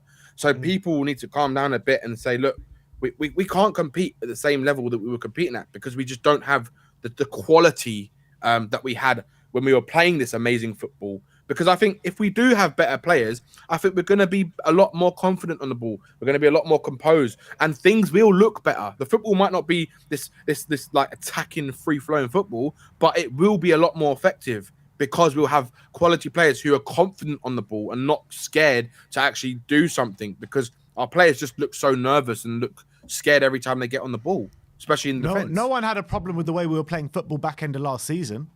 Exactly, Ben. Exactly. And it's like, do they expect us to be able to compete, play the same level of football and when we're playing 2 or 3 games a week, when then we were only playing 1 game a week, like Newcastle are now. That's why Newcastle are doing really well. All right, Danny, the England squad's about to be announced any minute now, so we're going to have to move on. But Danny, Sure. Great call today. Really Nice was one, a great Danny. Good to call. see you, mate. Home Big up, truths guys. have been told, but we'll speak to you later, mate. And I'll thanks take for it coming easy, on boys, today. all right? No problem. Thank you, boys. And Nice one, Danny. see you later, man. Cheers, bro. The surprise name has been revealed. All right, well, let's go through it from top to bottom. Do we have the squad yet? Pretty much. It's not official, but this is pretty much the squad with the surprise name. The surprise name has been revealed now as to Which who it is? is. So the player missing from this list is a midfielder, and it's Conor Gallagher. Oh, Conor Gallagher. Conor Gallagher has been added to the list. So another central midfielder who will be in the England squad for the 2022 World Cup in Qatar. So this is the full squad minus Conor Gallagher, who's going to be added. It's going to be official in about 2 minutes' time. So as you can see on screen now, Pickford in goal with Pope and Ramsdale. You've got Trent. Who's number 1 for you there out of the goalkeepers? I think you've got to stick with Pickford. Only because I think he's been pretty good for Everton of late, and I think he's never really let England down. So there's no real reason to drop him. But Pope's also been brilliant. For this me, it's season. Pope. For me, it's Pope, hands down. I think Pope is the best goalkeeper out of the 3, albeit Ramsdale's been in good form since joining Arsenal. I think Pope has got to get number 1. I think he's a better keeper than Pickford, so you've got to go with the better keeper. I think he's a better goalkeeper. I agree with that. I think the only thing Pickford has over Pope is he's better with his kicking and with his feet. And that's the reason he said there were certain players he didn't want to select because they weren't as in the back, because they weren't as good with their feet. So I'm guessing he's going to stick with Pickford. But In Pope fact, has I been actually great. think Pickford should be 3rd choice. Could argue that. I think Pickford has been good for Everton though this season, and he's never let England down. So, and he's been in England's number 1 for a while. But then again, out of the 3 keepers, he's the worst one. Yeah, it's interesting, isn't it? Interesting, their dynamics. But for England, he's been good. He has been good, but who's saying that Nick Pope or Aaron Ramsdale won't be better? Because they're better keepers. Yeah. I think. Oh, here we are. The wait is over. It's pretty. England have just put out a tweet announcing their squad in a video style. Let's see what. I'm pretty sure it's the one we've just revealed. Yeah, there you go. Pickford, Pope, Ramsdale. Make it so hard for us. Just give us a list, for They're God's doing sake. You're doing some funky video with it. Trent, Connor Cody, Eric Dyer, Harry Maguire, Luke Shaw, John Stones, Kieran Trippier, Kyle Walker, and Ben White.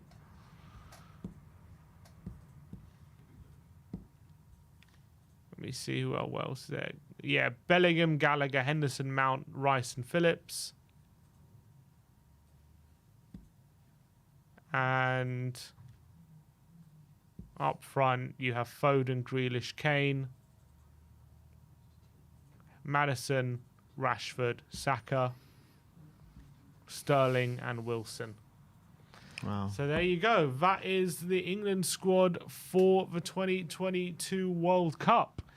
I mean, clearly lacking in defensive areas. A few inclusions I just don't understand, like Harry Maguire, who's hardly kicked the ball all season. I just don't understand that. Calvin Phillips as well, who has he even kicked the ball all season? He's had 1 minute all season. You know what I mean? So I don't understand that. I mean, why the hell is Guehi not there ahead of Maguire? Guehi and Tomori are not there ahead of some, Maguire and Dyer, Cody. Dyer. Yeah, why are these guys there at the back? Stones obviously is good, but I mean there are definitely better options there. I understand you probably want some experience, so maybe you don't want Tomori and Guehi, but one of them should be there. Yeah. At least, if not both, but one of them should be there. But what like reasoning can he give for picking players like Maguire and Phillips, who's hardly kicked the ball all season? What message does that send out to the players that are actually playing well? Well, who would you want there instead in the midfield? Instead of Phillips, that's a good question, to be fair. Didn't even think that far. Didn't even think that far ahead. Maybe that's why. Yeah, but that's not the case for Maguire. No, Maguire, I agree. Like, Maguire barely played. Dyer's been in really poor form for the last few months. and Connor Cody he's not been amazing. He's been okay, I guess, for Everton, but like he's not been great for the past year or so. It's not the best looking back line, and then obviously Trent's been in bad form. We've got another option because James is injured. Maybe it's just lack of options. I guess we're going to have to rely on our forward line to do a lot of the good work. The only people I could see here is Ruben Loftus-Cheek. That's about it, to be honest. And James Ward-Prowse, but he's been shocking this season. Yeah, James Ward-Prowse hasn't Curtis been great. Jones, probably not. No. So there's not too many options. And we know Calvin Phillips was brilliant for England at the Euros. Alex Oxlade-Chamberlain. You're not going to put him on. Dewsbury Hall. Dewsbury Hall. We've got a serious lack of options. Yeah, it's not great. It's slim pickings. Ollie Skip. Yeah, Ollie Skip. You're not going to put Ollie Skip in there, are you? Jacob Ramsey. I mean, Phillips. If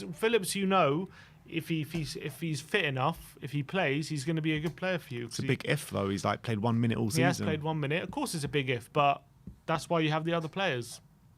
Henderson as well. I mean, he hasn't been great for Liverpool for a while now, and he's in the squad. I mean, but that goes again to our lack of options rather than the wrong decision.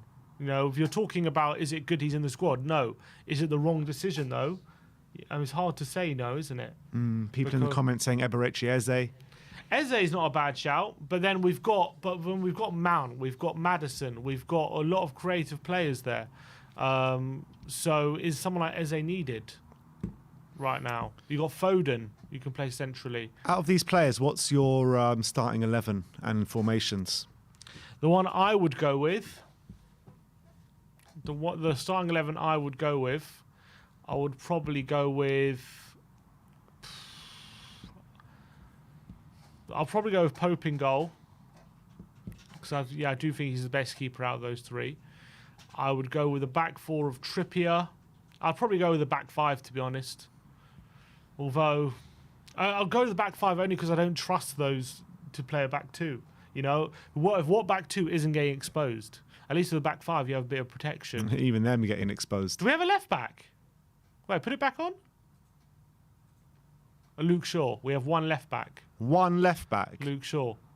Yeah, maybe Ryan Sessegnon should have gone. Yeah, honestly. So I'd probably go with Trippier, Dyer, Maguire, and Stones, and Luke Shaw.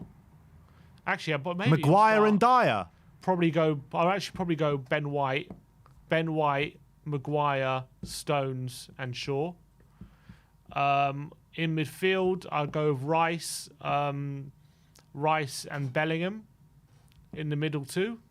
And then up front, I'll go with obviously Kane up front, Phil Foden, and Saka probably at the moment. That's probably my front three. Saka on the right, Foden on the left, and Kane up front. That'll probably be my starting 11. But obviously, you've also got Sterling there. You've got Rashford who can come in. So what's that? 3-4-3?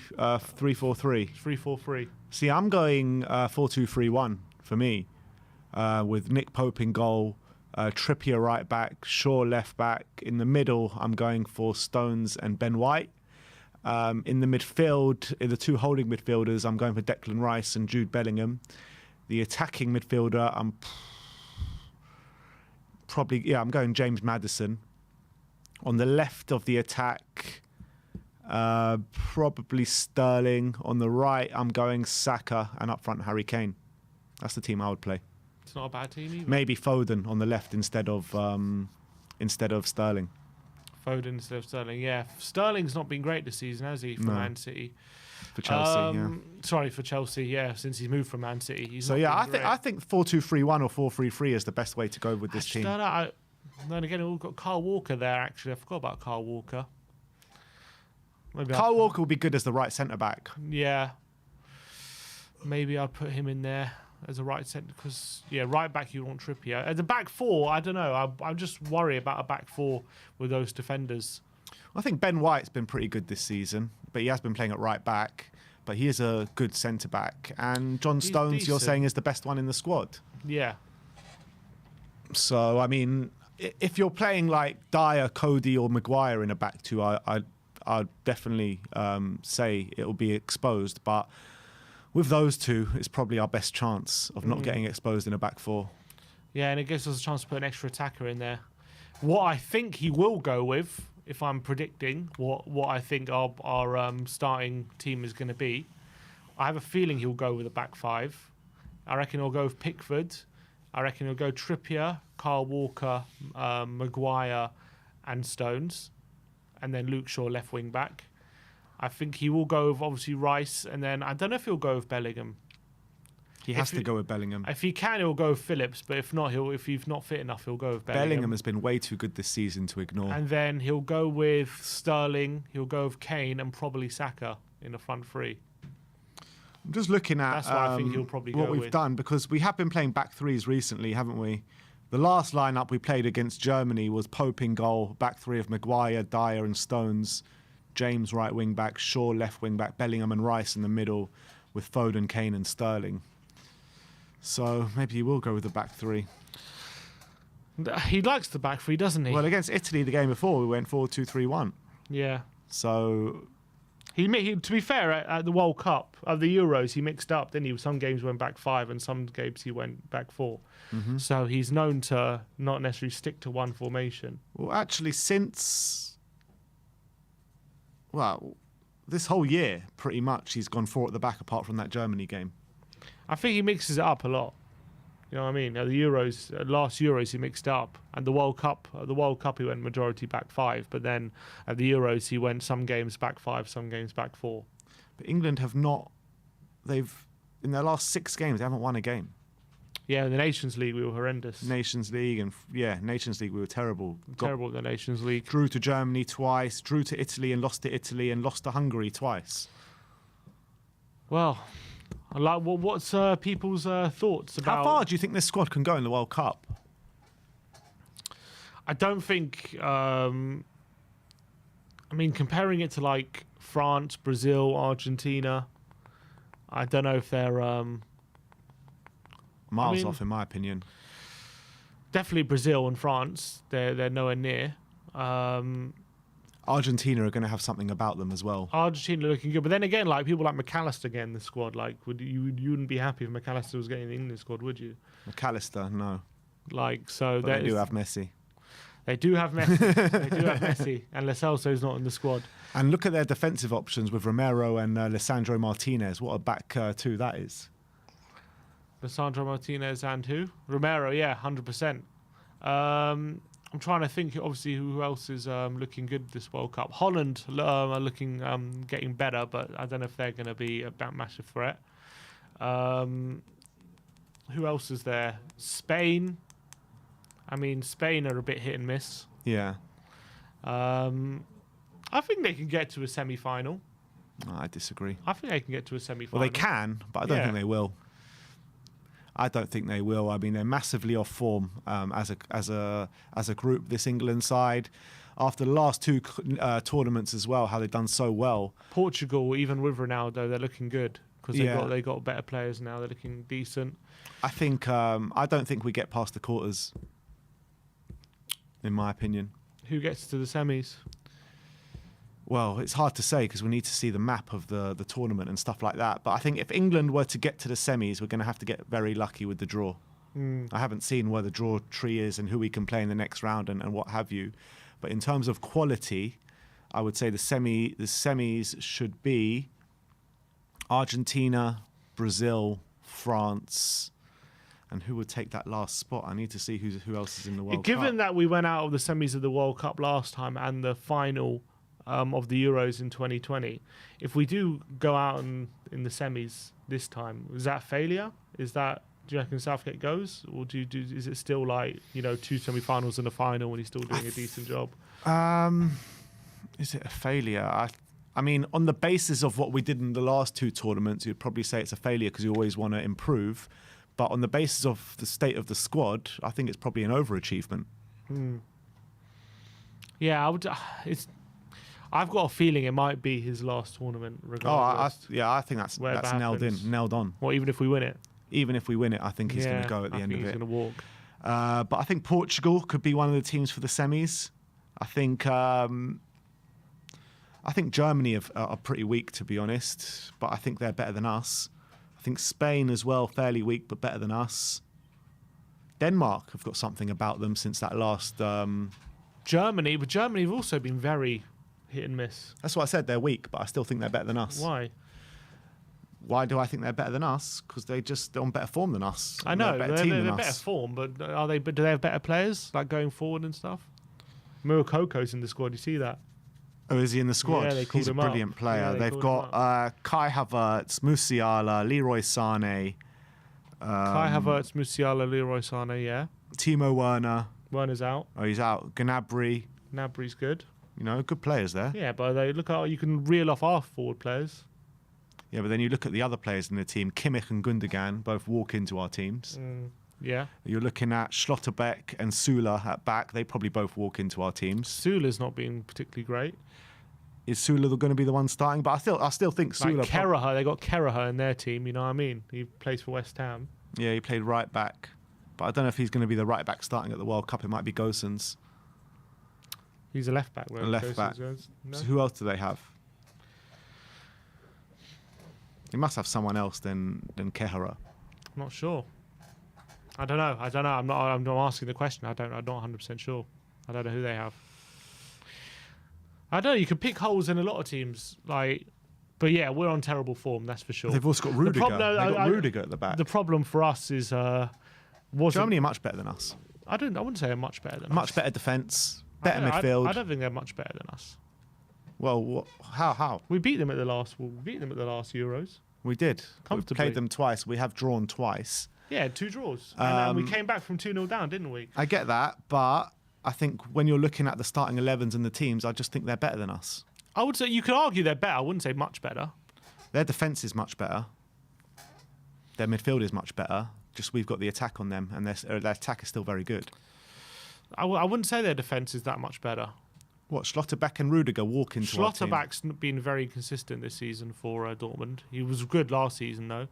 Tell me one defender we have that's better than Schlotterbeck. Rudiger's good. We have Trent. We have Trippier. They get in on the wing backs. Schlotterbeck's a centre back. Oh, you saw our centre back. Rudiger definitely starts. Schlotterbeck's good. He was good last season, but this season he's been inconsistent. So the same with Sula. You could. Maybe they're inconsistent, but they're better, much better than the likes of Maguire, Kimmich and Dyer. Gundogan walk in. But then again, but Rice is very good. But they're obviously better than them. With Kimmich and Gundogan, you're talking about 2 of the best centre mids in the world. They're very good. Yeah, they walk into our team, but we have players that are getting Kane gets into to their team. Yeah. You probably look at who else up front. Foden, I reckon, probably gets into their team. This isn't going to be our team. We can't have Reece James. No, this was the team of the last time we played Germany. I think majority of the German players get into our team. The majority. You might have said that at the Euros when we beat them. You might have said that at the Euros when we beat them. Yeah, you might have done. We beat them fair and square, and we were better than them on the day. But I think that we beat Man City quite often, and you're never going to say Man City are better than us. I mean, it happens in football. Sometimes but Germany have just been they're not been great as well. Neither have we. I know. I'm just saying, but they also haven't been great. I'm just saying it's not so clear cut in my opinion. I think it is. With the players that they have. If you're looking at the problem with England is in the Nations League. I don't think they scored a goal from open play apart from that Germany game. That's the big problem. But I think a lot of the time as well, it's difficult how much to judge on the Nations League. Because a lot of it was crammed in, wasn't it? The Nations League games in a strange period, and we were definitely suffering in that period. We were terrible in that Nations League, I have to say. It was really worrying how bad we lost 4-0 to Hungary. Yeah, we were terrible, absolutely terrible. But hopefully that isn't going to represent how we're going to play at the World Cup. If it does represent, then we're going to go out in the groups, honestly. But hopefully this doesn't represent how we're going to go out in the World Cup. I think there's a very bad feeling because of how bad form we've been on as an England team, because the last time we played was the Nations League and we were terrible. Yeah. But hopefully we can turn that around. Do you think we will? Yeah, I don't see us being that as bad as we were in the Nations League. I'd like to think so, but I probably think we get to the quarters. Yeah, I mean, I don't see the team getting past the semis, but I'm not I can convinced. see us get to the quarters. I'm not convinced, and I've been saying for a while that England might be going out in the group stage this year, but is that your prediction? Yeah, I'm going to say it now. We're going out in the groups. That's my prediction. Yeah. So who's going through? In our group, who we got? USA. So USA and Wales are going through. USA, Wales, and Iran. I wouldn't even put it past Iran going through, to be honest, but I'll go for USA and Wales. Who's topping the group? USA. USA. Wow. Fair enough. What are you going for? England to get the quarters? I'm going for England to get to. I don't know. Yeah, I don't know how the tree works, but I'd predict that team will get to the quarterfinals, and then we'll probably go out on penalties or something. I think any time we come up against like semi-good opposition, like even like the Germans or the Spanish or people like that, will come unstuck in a tournament. I know we didn't last time against Germany, but I think we will this time. Fair enough. Let us know in the comment section below what your thoughts on the England squad and how we're going to do and where we're going to make and what your lineups would be, because I'd be interested to know. Yeah, we're going to do all our real predictions. Well, that was a real prediction from me, but we're all going to do our proper predictions, make a proper prediction video at the start of next week. We'll be doing our golden boots and winners of the tournament. And we'll do the tree, don't we? You go through the we'll go through the tree as well. But I want to know your opinions as well. So watch out for that video. It is coming at the early stage of next week. But that brings an end to our stream for you guys today. We've gone through last night. We've gone through the England squad. Thank you, everyone, for joining us today. Like, subscribe, and comment. And as always, come on, you Spurs.